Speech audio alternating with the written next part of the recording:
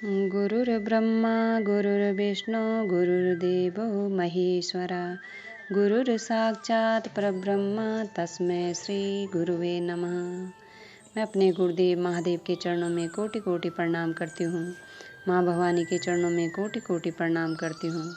अपने गुरुदेव महादेव का कोटि कोटि धन्यवाद करती हूँ।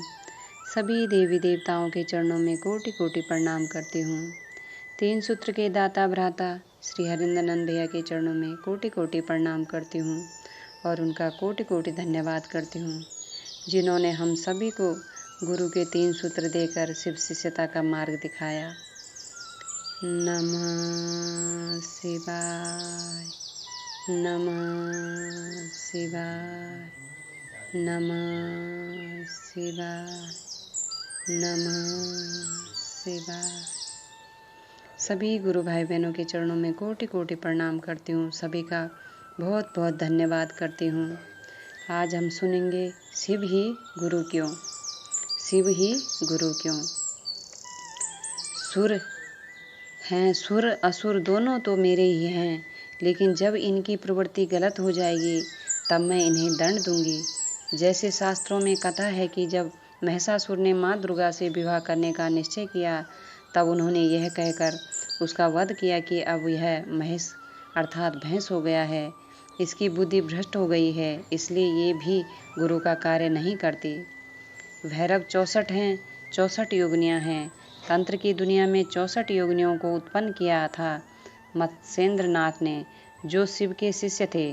भैरव शब्द का अर्थ है जिसकी आवाज़ में भय हो, परंतु गुरु की आवाज़ में भय नहीं होता है, अपितु उनकी आवाज़ में तो सरलता और मधुरता होती है।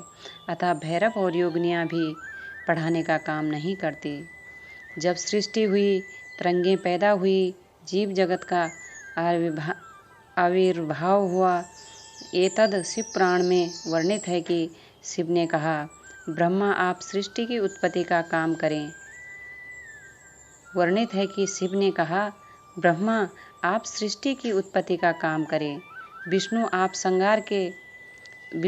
संसार के पालन का काम करें। विष्णु आप संसार के पालन का काम करें और मैं जगत को ज्ञान देने का काम करूँगा। इसी में ब्रह्मा और विष्णु ने संभवे गुरुवे नमः कहकर शिव गुरु को प्रणाम किया, उनके गुरु स्वरूप की स्थिति की। उपरोक्त विवेचन से स्पष्ट है कि अन्य कोई भी देवी देवता गुरु का कार्य नहीं करते, अपितु उन्हें ज्ञान अवश्य है। समझते हैं लेकिन समझाते नहीं, योग्य हैं किंतु योग्य बनाते नहीं। सभी के प्रयोजन अलग अलग हैं। शिव एकमात्र देवता हैं जो मूलतः गुरु पद धारित करते हैं। गुरु के पद को धारण करने का अधिकार भी उसी को है जो सृष्टि के रहस्य से अभिज्ञ है, और किसी भी रहस्य से अभिज्ञता उसी की ही हो सकती है जिसने उसका सर्जन किया हो। यह तो सर्वथा मान्य है कि महेश्वर शिव ही समस्त सृष्टि के सर्जन करता है। अतएव गुरु का चयन व्यक्ति को सोच समझकर करना चाहिए।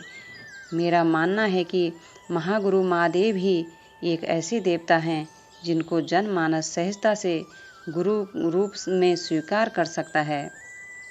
मेरा मानना है कि महागुरु महादेव ही एक ऐसे देवता हैं जिनको जनमानस सहजता से गुरु रूप में स्वीकार कर सकता है। शास्त्र भी इस विषय पर एक सम्मत दृष्टिकोण रखते हैं कि शिव गुरु हैं।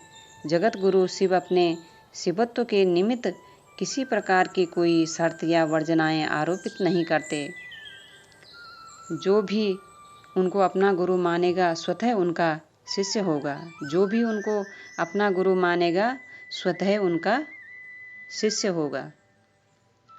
नमः शिवाय, नमः शिवाय, नमः शिवाय, नमः शिवाय।